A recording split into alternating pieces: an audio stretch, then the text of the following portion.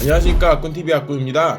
H3를 마지막으로 단정되었던 허머가 EV 모델로 새롭게 태어났습니다. 픽업 트럭과 SUV 모델 두 가지가 출시되었는데 SUV보다는 픽업 트럭의 인기가 더 상당하지 않을까 싶습니다. 한국에서는 보기 힘들 줄 알았던 허머 EV가 3월달에 열렸던 2022 EV 트렌드에서 생각지도 못하게 등장했었습니다. 2022 EV 트렌드에 허머 EV가 등장했던 이유는 LG 에너지 솔루션 배터리가 탑재되었었기 때문이라고 합니다. 허머 EV 한번 찍어보겠다고 냉큼 달려갔던 게 생각나는데요. 차량을 어렵지 않게 만나볼 수는 있었지만 하체나 실내는 아예 찍을 수도 없었고 구경조차도 쉽지 않았습니다. 이 차의 실내를 보기 위해 많은 노력을 했지만 실패를 했고 제게 또 다시 찾아온 기회가 있었습니다. 4월달에 열렸던 뉴욕 오토쇼를 제가 다녀왔었죠. 뉴욕 오토쇼에 전시되어 있지 않을까 생각했지만 또다시 실패로 돌아갔었는데요. 이대로 끝낼 제가 아니죠. 허머 EV는 미국 차량이고 미국 온 김에 전시장 몇 군데 돌아보면 분명 구경할 수 있을 거다 라는 생각에 구글링과 인스타그램 검색을 해가며 뉴욕 근처의 GMC 전시장이라는 전시장은 다 뒤져본 것 같습니다. 미국에서도 인기가 많은 만큼 찾는 게 쉽지는 않았는데 수십 곳의 GMC 전시장 중 허머 EV 사진이 올라왔던 전시장 두 군데를 찾게 되었습니다. 처음 검색해서 간 곳에 도착하자마자 유리창에 붙어있는 허머 EV 풍선을 보고 기쁨의 소리를 질렀었는데 일주일 전 판매가 되었다라는 말에 터벅터벅 돌아나왔던 게 기억납니다. 두 번째로 찾아간 GMC 전시장에는 허머 EV가 있었습니다. 건물 밖에서도 보이는 크디 큰 그 하얀 물체가 여기까지 오는 보람이 있다 하면서 전시장 안으로 들어가게 만들어줬었는데 제게 보이는 글씨 솔드 아웃, 전시장에 계신 직원분께 부탁도 드려봤고 딜러분께도 부탁을 드려봤는데 이미 다른 고객에게 팔린 차량이기 때문에 보여줄 수 없다고 하더라고요. 미국까지 와서 못 찍는 건가가 현실이 되었습니다.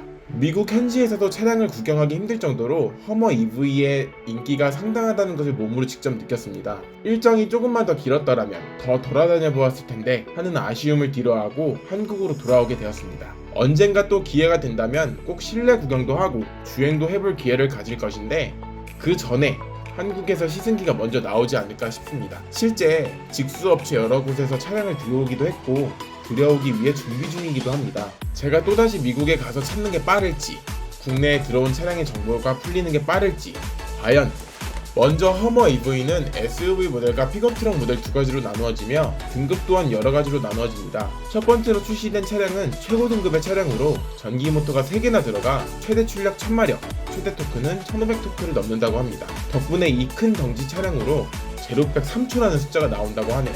최대 주행거리는 미국 기준 520km 정도로 웬만한 전기차들 주행거리만큼 주행도 가능합니다. 차량의 전면부는 허머라고 적힌 라이트가 있고 어떻게 표현될 수 있을까 싶었던 그릴 부분이 라이트로 잘 표현이 된 것 같습니다. 끝에 위치한 깜빡이는 깜빡이 기능도 하지만 남은 배터리 용량을 표시해주는 기능도 있어 디자인적으로 굉장히 신경 썼다는 게 보여집니다. 추가로 트렁크라고 불리우는 프론트 트렁크가 있습니다. 허머 EV는 테슬라의 사이버 트럭과 경쟁 모델이라고 하는데요.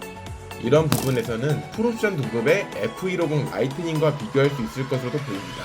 옆이나 정면에서 바라보면 타이어가 거의 다 노출되어 있는데 허머라는 차량 자체가 오프로드 차량으로 가위나 기타 장애물들이 범퍼나 펜다에 걸리지 않도록 설계되었습니다. 18인치 휠 타이어가 적용되었고 타이어는 무려 305-70-18이라고 합니다. 이 타이어에 신기한 기능이 숨어 있는데 별도의 장치 없이 공기압을 넣고 뺄 수 있는 기능이 있다고 합니다. 오프로드를 탈 때에는 평소 온로드를 달릴 때보다 공기압을 적게 세팅하는데 번거롭게 장비를 들고 다닐 필요가 없다고 하네요. 비슷한 예로 서킷을 주행할 때에도 평소 공기압보다 적게 세팅을 하는데 그 더운 날씨에 긴 옷 또는 수트를 입고 땀 뻘뻘 흘려가며 공기압 넣었다 뺐다를 반복합니다. 허머 EV에 적용된 이 기능이 조금 더 빠르게 상용화된다면 이런 고생도 조금은 덜하지 않을까 생각됩니다.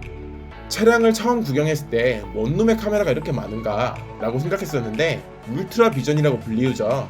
제가 봤던 카메라뿐만 아니라 하단부에 있어 볼 수 없었던 카메라까지 약 30개의 카메라가 있다고 합니다. 후방부를 비추는 카메라, 적재함을 비추는 카메라, 전면을 비추는 카메라, 하단부를 비추는 카메라 등 오프로드에 최적화된 차량이라는 것을 카메라를 통해서도 다시 한번 깨닫게 해준 것 같습니다.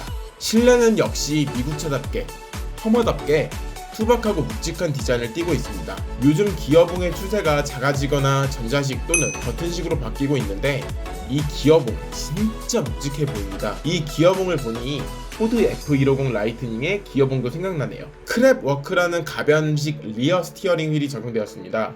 이 리어 스티어링 휠은 앞바퀴와 반대 방향으로 도는 S클래스의 리어 엑셀 스티어링 휠과는 다르게 앞바퀴와 동일한 방향으로 회전을 합니다. 이 기능은 평소 작동을 하지 않다가 기어 노브에 있는 크랩 워크 버튼을 활성화시키면 작동되고 오프로드 이용 시나 평행 주차할 시에 유용하게 활용될 것으로 보입니다. 이 가변식 리어 스티어링 휠이 최초 적용인가 싶을 수 있는데 벤츠 S클래스의 리어 엑셀 스티어링 휠을 예로 윈터 모드를 활성화시키면 리어 휠이 돌아가지 않습니다. 온오프라고 하기엔 조금 민망하지만 온오프가 가능하기는 가능하다는 거. 루프는 탈부착할 수 있도록 되어 있고 2열 뒤편에 위치한 뒷유리는 보통 가운데만 수동으로 열리게 설계되어 있는데 허머 EV는 전동으로 오픈되도록 되어 있습니다. 이런 모든 점을 놓고 보았을 때 1억 3천만 원이라는 가격이라고 하면 정말 착한 가격이지 않나 생각이 듭니다. 더 낮은 등급의 더 저렴한 모델의 차량들도 곧 출시를 한다고 하니 조금 더 지켜보면 좋을 것 같고 언젠가 꼭 시승을 해보거나 실내라도 더 디테일하고 자세히 볼 수 있는 날이 오길 바라며 영상 마쳐보도록 하겠습니다. 시청해주셔서 감사합니다. 아꾼TV의 아꾼이었습니다.